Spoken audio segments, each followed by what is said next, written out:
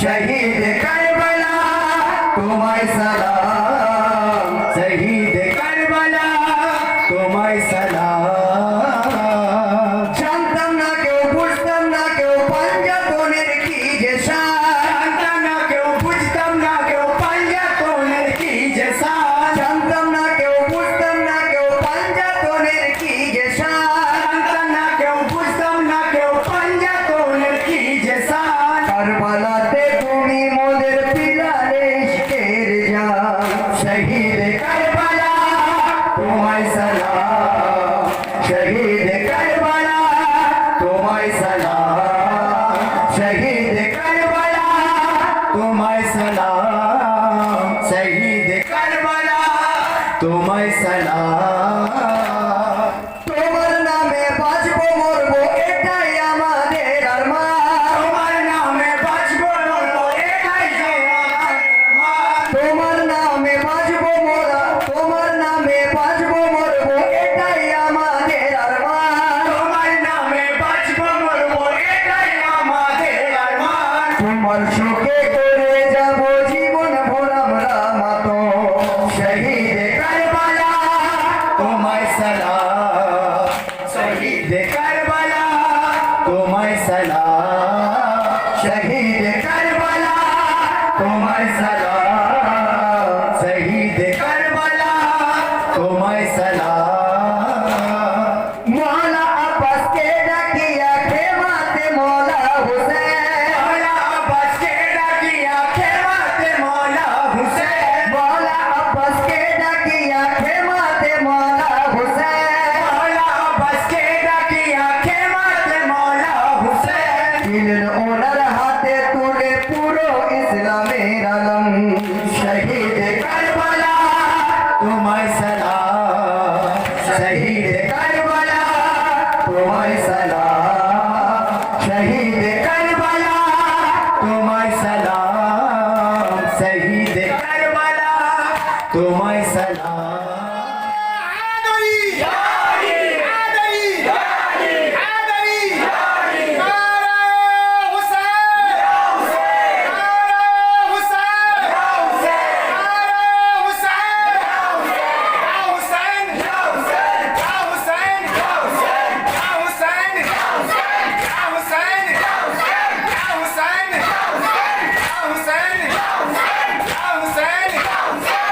Hussein!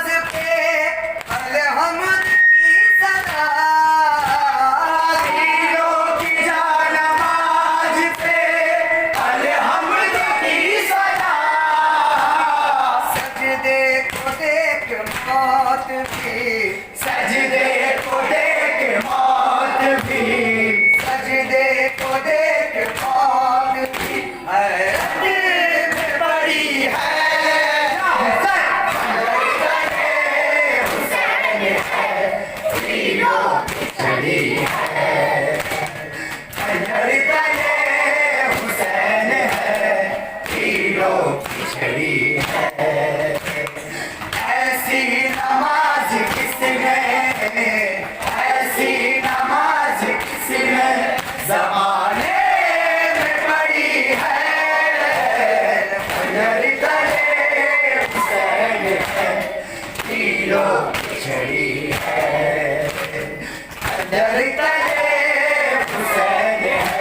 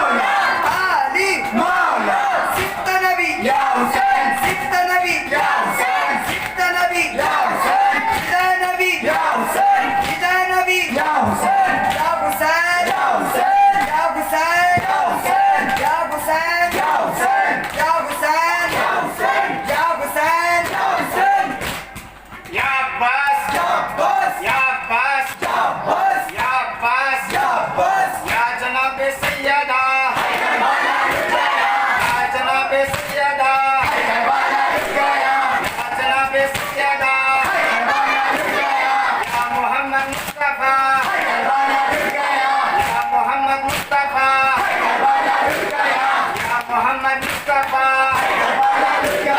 या अली मुस्लिम कुशा या अली मुस्लिम कुशा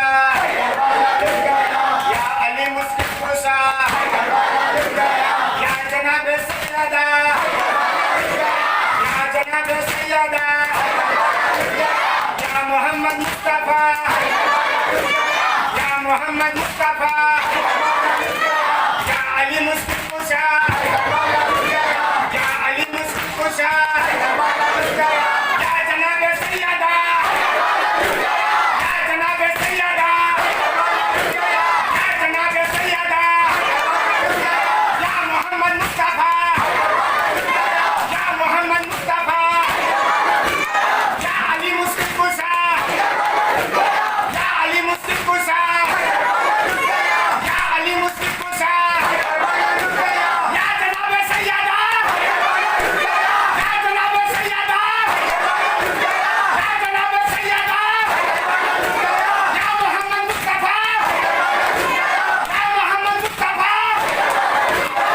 मोहम्मद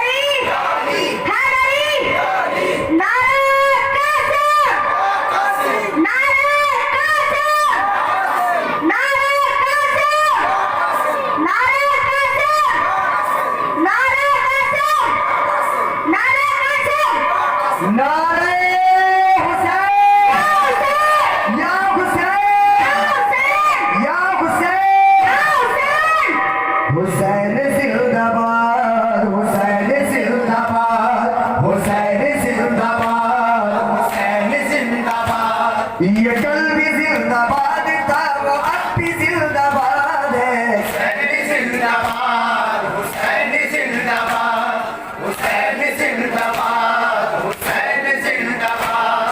ये कल भी जिंदाबाद था, वो अब भी जिंदाबाद है। हुसैन जिंदाबाद, हुसैन जिंदाबाद, हुसैन जिंदाबाद, हुसैन जिंदाबाद।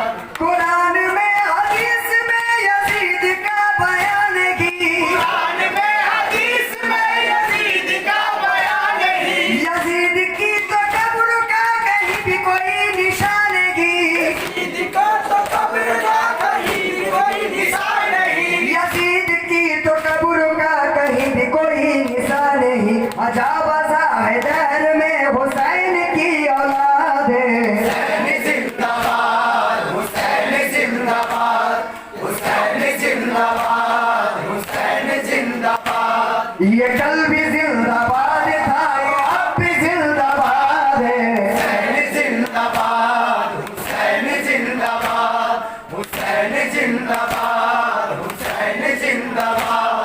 बुराइयों को दहर में यजीद आम कर गया, बुराइयों को दहर में यजीद आम कर गया। हुसैन से लड़ा तो अपनी मौत आप मर गया, हुसैन से लड़ा तो अपनी मौत आप मर गया, हुसैन से लड़ा तो अपनी मौत आप मर गया। ये कल भी बेमुराद था, वो अब भी बेमुराद है। हुसैन जिंदाबाद, हुसैन जिंदाबाद, हुसैन जिंदाबाद, हुसैन जिंदाबाद।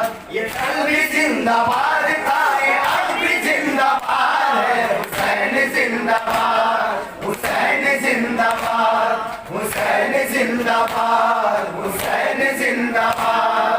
हर एक सरी पे जहन से यजीद इतना गिर गया, सरी पे जहन से यजीद इतना गिर गया। किसी ने अपना लाल का यजीद नाम ना रखा, अपने लाल का यजीद नाम ना रखा, किसी ने अपने लाल का यजीद नाम ना रखा। ये कल भी बेमुराद था, वो अब भी बेमुराद है। हुसैन जिंदाबाद, हुसैन जिंदाबाद, हुसैन जिंदाबाद, हुसैन जिंदाबाद। ये कल भी जिंदाबाद था, वो अब भी जिंदाबाद है। हुसैन जिंदाबाद, हुसैन जिंदाबाद, हुसैन जिंदाबाद, हुसैन जिंदाबाद। जहां में सबसे ज्यादा अश्क किसके नाम पर बहा, में सबसे ज्यादा अश्क किसके नाम पर बहा। जमाना लागा में हुसैन का कोई जवाब ला, जमाना लागा में हुसैन का कोई जवाब ला, जमाना लागा में हुसैन का कोई जवाब ला। उन्नीस बुकों को बस मेरे हुसैन से अनाद है। हुसैन जिंदाबाद, हुसैन जिंदाबाद, हुसैन जिंदाबाद, हुसैन जिंदाबाद। ये कल भी जिंदाबाद था, ये आज भी जिंदाबाद है। हुसैन जिंदाबाद, हुसैन जिंदाबाद, हुसैन जिंदाबाद, हुसैन जिंदाबाद। ये कल भी जिंदाबाद था, वो अब भी जिंदाबाद है। हुसैन जिंदाबाद, हुसैन जिंदाबाद, हुसैन जिंदाबाद, हुसैन जिंदाबाद। नारे हैदरी, नारे हैदरी। हुसैन तोबा के सलाम, सलाम या हुसैन तोबा के सलाम।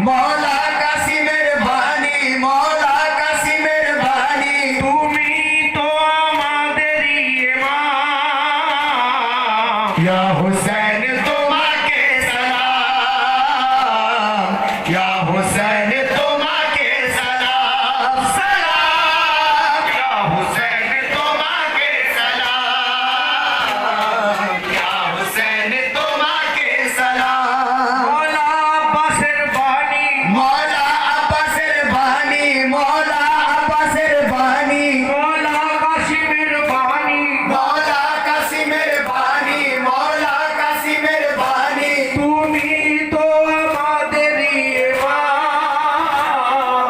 या हुसैन तुम्हाके सलाम, या हुसैन तुम्हाके सलाम, सलाम, या हुसैन तुम्हाके सलाम, या हुसैन तुम्हाके सलाम। হবে না হিম্মত কারো তোমার মতো হুসেন, হবে না হিম্মত কারো তোমার মতো হুসেন। ইসলামের তরে ঘরবার লুটাতে ইয়া হুসেন, ইসলামের তরে ঘরবার লুটাতে ইয়া হুসেন। হবে না হিম্মত কারো তোমার মতো হুসেন, হবে না হিম্মত কারো তোমার মতো হুসেন। ইসলামের তরে ঘরবার লুটাতে ইয়া হুসেন, ইসলামের তরে ঘরবার লুটাতে ইয়া হুসেন। সৈয়দ জাদিদের বাণী, সৈয়দ জাদিদের বাণী,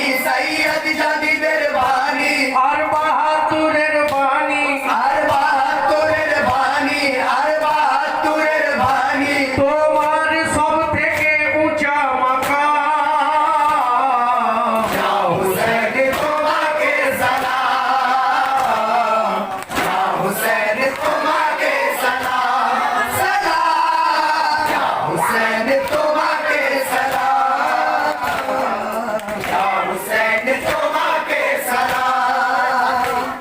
হুসেনের গোলাম জেসে আলীর গোলাম, हुसैन गोलाम जैसे आली रो गुलाम, হুসেনের গোলাম যে ओए आली रो गुलाम। আলীর গোলাম হওয়াই তো নবীজির গোলাম, আলীর গোলাম হওয়াই তো নবীজির গোলাম, আলীর গোলাম হওয়াই তো নবীজির গোলাম। সাক্ষী দিতেছে কোরআন, সাক্ষী দিতেছে কোরআন, সাক্ষী দিতেছে কোরআন। এটাই তো পাকা ঈমান, এটাই তো পাকা ঈমান, এটাই তো পাকা ঈমান। বলিছে তাই এই জগৎ তামাম। या हुसैन तुम्हाके सलाम, या हुसैन तुम्हाके सलाम, सलाम, या हुसैन तुम्हाके सलाम, या हुसैन तुम्हाके सलाम। নবীজির নাম মেটাবে এজিদ ভেবেছিল, নবীজির নাম মেটাবে জিদ ভেবেছিল, নবীজির নাম মেটাবে জিদ ভেবেছিল। তাই কুবুদ্দিয়ার ফন্দি অনেক করেছিল, তাই বুদ্ধি আর ফন্দি অনেক করেছিল, বুদ্ধি আর ফন্দি অনেক করেছিল।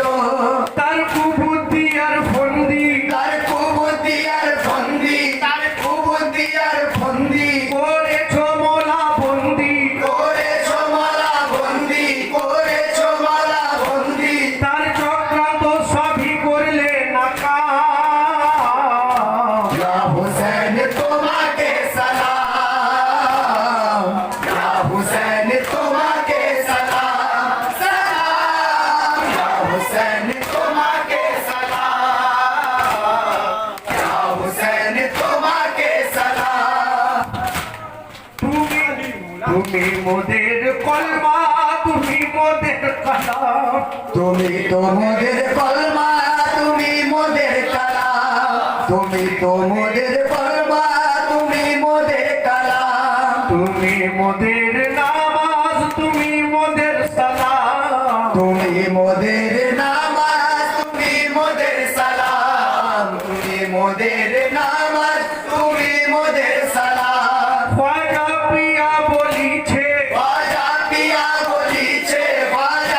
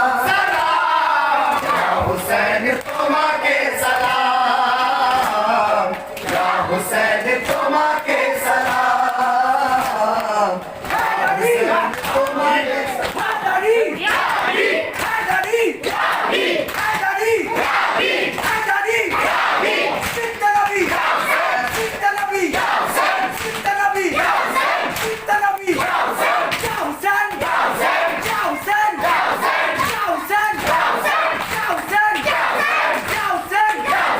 जाऊसन सिद्धनबी सिद्धनबी सिद्धनबी सिद्धनबी हैदरी हैदरी हैदरी हैदरी या बस या बस या बस या बस या बस या बस या बस या बस या बस या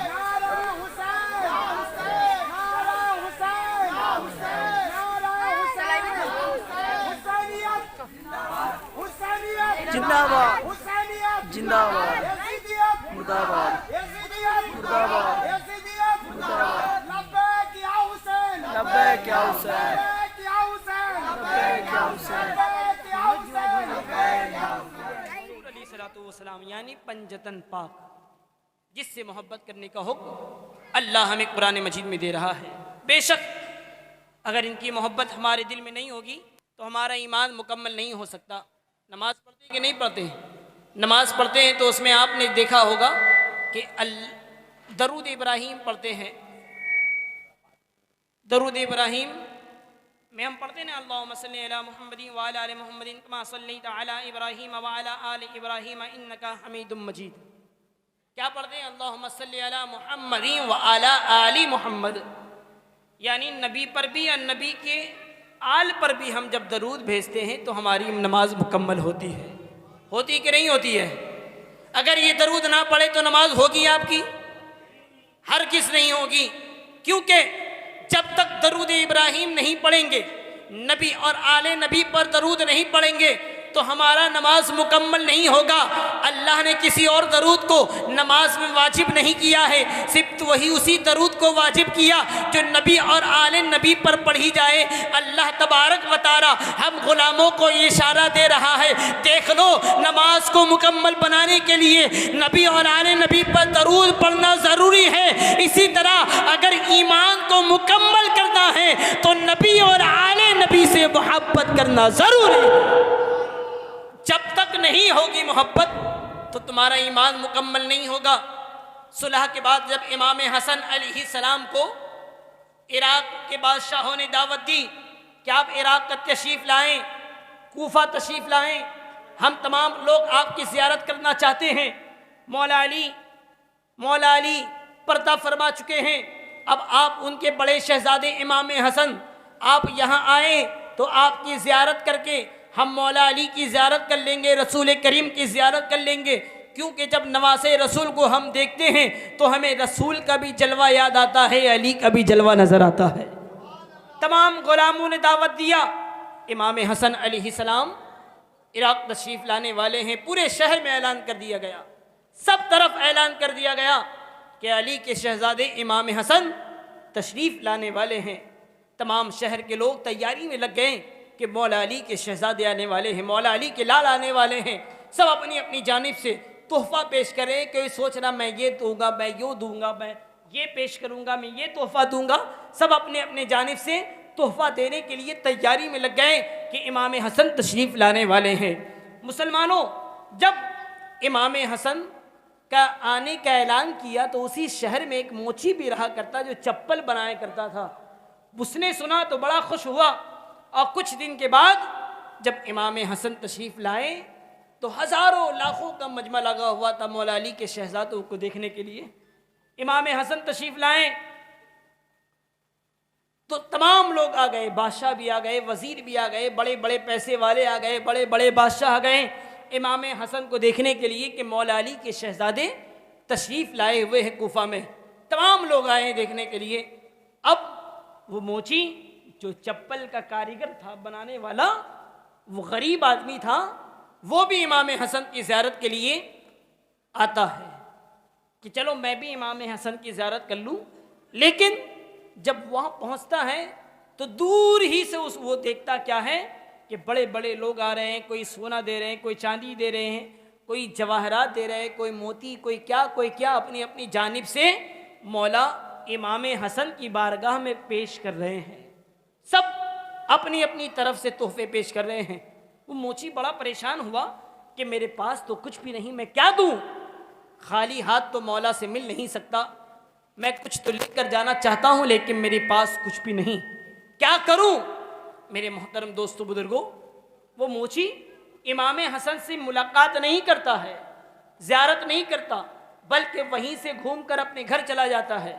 जब अपने घर पहुंचा तो पहुंचने के बाद रोने लगता है, सारों कतार रोता है।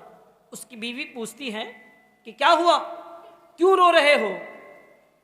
हाँ, उसने कहा कि हमारे शहर कूफा में इमाम हसन अलैहिस्सलाम तशरीफ़ लाए हुए हैं, अब बड़े बड़े लोग उनकी बारगाह में जाकर तोहफा पेश कर रहे हैं, जो भी जा रहा कुछ ना कुछ लेकर जा रहा है। मैं भी जा रहा था लेकिन मेरे पास कुछ नहीं था तो मैं नहीं गया। मैं ज़ियारत मैंने इमाम हसन की नहीं की, मैं वापस चला आया। इसलिए मैं रो रहा हूँ कि मैं गरीब हूँ, मेरे पास 1 रुपया तक नहीं जो इमाम की बारगाह में पेश कर दूँ।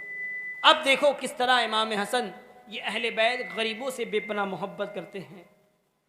वो मोची अपनी बीवी को कहता है तो उसकी बीवी बड़ी खुश होती है कि हमारे इलाके में इमाम हसन तशरीफ़ लाए हुए हैं। और जब अपनी शौहर को रोता हुआ देखती है, परेशान होती है। आसान हो रही है, दरूद शरीफ पढ़े, अल्लाहुम्मा सल्ली अला मुहम्मद।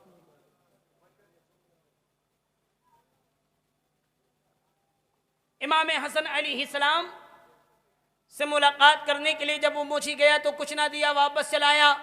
मेरे मोहतरम दोस्तों बुजुर्गों, उसकी बीवी भी ज़ारो कतार रोने लगी, काश हमारे पास पैसे होते तो हम भी इमाम की बारगाह में कुछ पेश करते। 1 रुपया या 1 सिक्का ही अगर होता तो इमाम की बारगाह में तोहफे में पेश करते, लेके पास हमारे पास कुछ नहीं। वो दोनों मियाँ बीबी आपस में रोने लगे, गरीब हैं, गुलाम हैं, लेकिन कुछ नहीं इमाम को देने के लिए।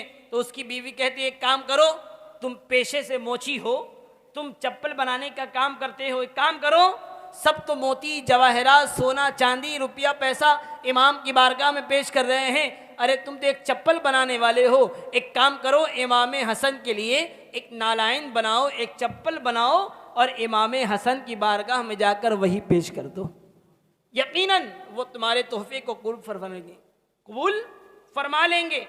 मेरे मोहतरम दोस्तों बुजुर्गों, हज़रत इमाम हसन के लिए जब वो मोची चप्पल बनाना शुरू करता है, नालायन बनाना शुरू करता है, उसकी बीवी साथ में मिलके काम करती है। जब तैयार हो जाता है तो उसकी बीवी कहती है, ले और जाकर इमाम हसन की ज़ियारत भी करो और उनकी बारगाह में ये तोहफ़ा पेश कर लो। जब वो लेके जाने लगता, उसकी बीवी बुलाती है, रुको इधर आओ। वो करीब आता है, उसकी बीवी उस चप्पल मुबारक वो नालायन को लेती है और कहती है, देखो ये किसी ऐसे वैसे के बारगाह में नहीं ले जा रहे हो, बल्कि मौला अली के शहजादे, जन्नत के जवानों के सरदार इमाम हसन की बारगाह में जा रहे हो।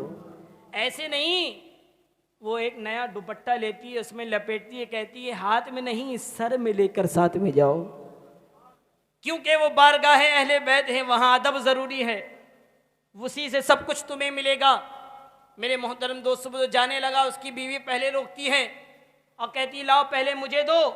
वो चप्पल मुबारक को लेकर मदीने के तरफ सैयदा फ़ातिमा के मज़ार मुक़द्दस के करीब घूमकर सैयदा फ़ातिमा की बारगाह में दुआ करती है, या सैयदा कायनात, हम गरीब हैं लेकिन आपके बेटों के चाहने वाले हैं, हम गरीब हैं लेकिन अहले बैत के मानने वाले हैं, हमारे पास कुछ भी नहीं है। हम दोनों मियाँ बीवी ने मिलकर एक चप्पल बनाया है, एक नालायन बनाया है, आपके बेटे इमाम हसन की बारगाह में पेश करने के लिए। या सैयदा कायनात, ये रसूल की शहजादी, अगर आप इसे कबूल फरमा लेंगे तो आपके बेटे भी कबूल फरमा लेंगे, पहले आप इसे कबूल फरमा लें। मदीने की तरफ निगाह करके दुआएं करती है, दुआ करने के बाद अपने बेटे अब इमाम हसन के लिए चप्पल जो बनाती है वो अपने शौहर को देती है, जाओ और इमाम हसन की बारगाह में ले जाकर पेश कर दो, यकीनन वो तुम्हारे तोहफे को कबूल फरमा लेंगे। वो मोची बड़ी खुशी से सर पे चप्पल को लेता है, लेने के बाद इमाम हसन की बारगाह में जाने लगता है। जाकर क्या देखता है, हज़ारों लाखों का मजमा लगा हुआ है,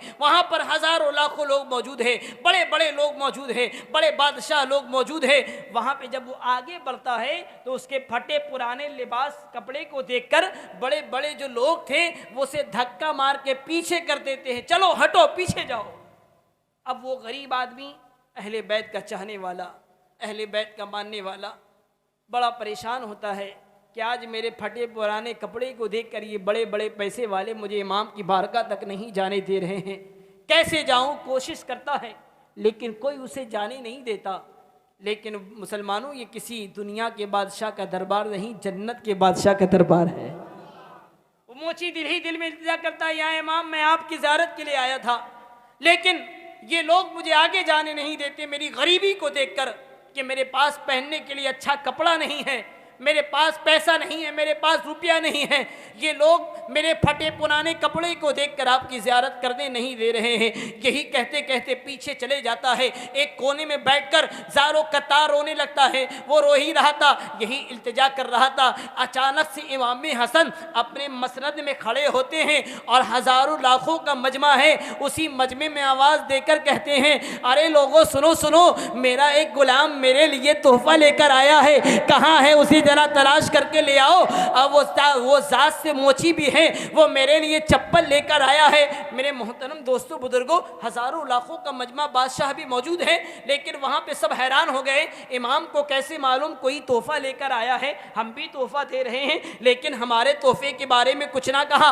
और भी लोग लेके आए हैं लेकिन किसी को कुछ ना कहा। ये कौन सा गुलाम है जिसके लिए इमाम कहते हैं उसे मेरे पास ले आओ। सब लोग एक दूसरे को देखने लगते हैं। इमाम फरमाते हैं, देखो सबसे पीछे जो बैठ कर रो रहा है वही मेरा गुलाम है, उसे मेरे करीब लेके आ जाओ।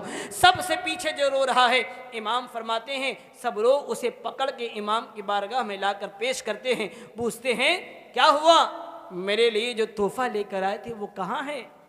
इमाम हसन पूछते हैं, मेरे लिए जो तोहफा लाए थे कहाँ है? कहा हुजूर मैं लेकर आ रहा था लेकिन मुझे आने नहीं दिया गया। मैंने इल्तिजा की तो अल्लाह के रसूल ने मेरी इल्तिजा को कबूल फरमा लिया और आपने मुझे अपनी बारगाह में बुला लिया।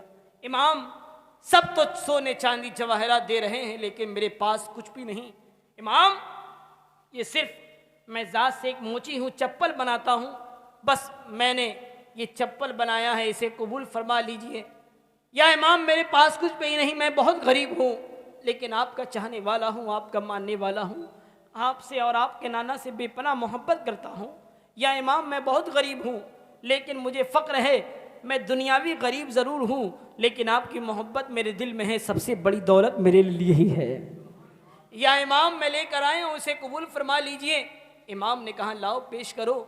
वो अपने दुपट्टे से, कपड़े से लिपटा हुआ वो चप्पल नालायन निकालता है, इमाम के पैर पे जब पहनाना शुरू करता है तो इमाम जब पहनते हैं चप्पल को, जब उनके पैर के साइज़ से छोटी हो जाती है, वो चप्पल छोटा हो जाता है तो इमाम हसन को वो मोची कहता है, या इमाम इसे मत पहने, ये आपके पैर के साइज़ से छोटा हो गया है, अगर आप इसे पहनेंगे तो आपके पैर में ज़ख्म आ जाएगी, आपके पैर में ज़ख्म आ जाएगी। तो इमाम हसन मुस्कुराकर फरमाते हैं, मेरे ग़ुलाम मैं अपने ज़ख्म को देखूं या तेरे दिल को देखूं? मैं अपने ज़ख्म को देखूं या तेरे दिल को देखूं कि किस कदर मोहब्बत के साथ तूने मेरे लिए बनाकर लाया है। मैं अपने ज़ख्म को देखूं या तेरे दिल को देखूं? ला, तू जिस तरह मोहब्बत से बनाकर लाया है उसी मोहब्बत के साथ मैं इसे पहनकर पूरे कूफे के शहर में घूमता नजर आऊँगा। इमाम ने उसे कबूल फरमा लिया। जब वो मोची जाने लगा, इमाम ने रोक कर बुलाया कि यहाँ आओ। वो करीब आता है, आपने 5000 सिक्के के एक थैली को उसके पास दिया, कहा इसे रख लो।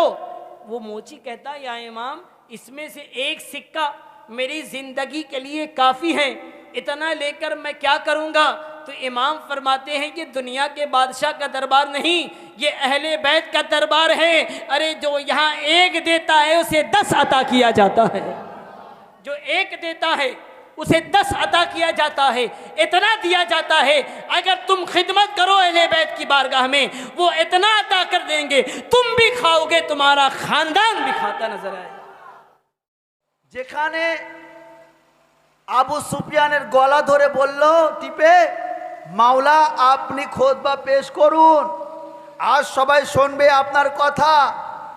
আমার রসুলে পাক তাজদারে মাদিনা বলেছিলেন, আওয়াজ দিয়েছিলেন যে আমার সঙ্গে কে কে থাকতে চাও। 3 বার দাওয়াত দিয়েছিল দাওয়াতে জুলাইসেরার মধ্যে। তখন এত বড় বড় কলমা পড়নে সাহাবীরা ছিল, যারা কেউ বলে আগে কলমা পড়েছে, অমুক আগে পড়েছে, কিন্তু শোনো কেউ হাত ওঠায়নি।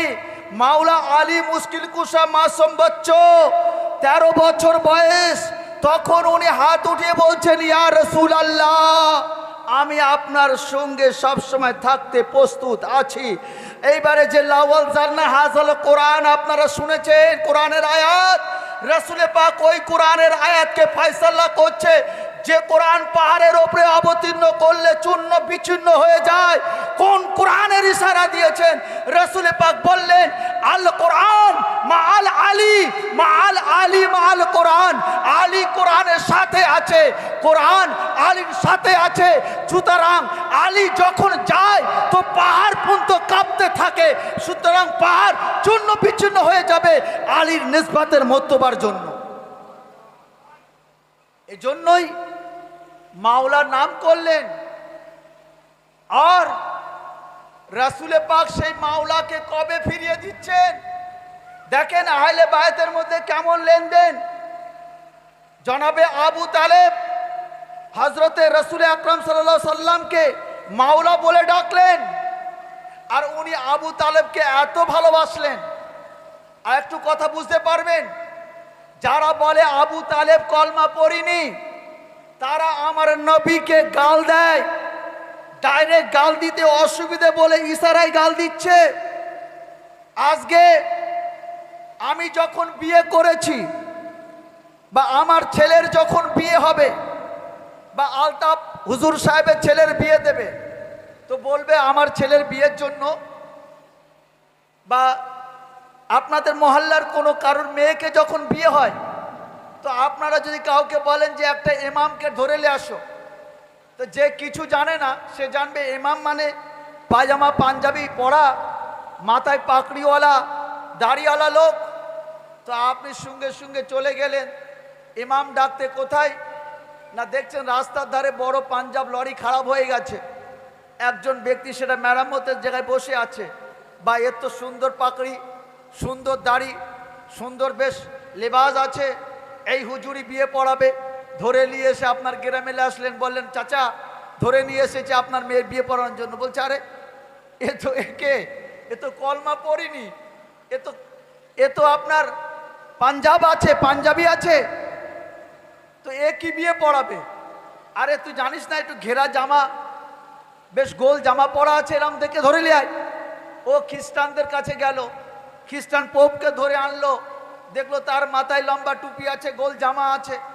তখন চাচাকে বলছে চাচা এই তো হুজুর ধরে নিয়ে এসেছি। বলছে আরে এ তো বিয়ে পড়াবে না, তো খ্রিস্টান আছে। দেখেন তাহলে তার বিয়ে পড়ানো আমাদের কাছে গ্রহণ হচ্ছে না। কার বিয়ে পড়ানো গ্রহণ হবে? যে ঈমান এনেছে, কলমা পড়েছে, তার বিবাহ পড়ানো গ্রহণ হবে। আর যদি সেই ব্যক্তি না বিয়ে পড়ায় তো সন্তান হারাম হবে।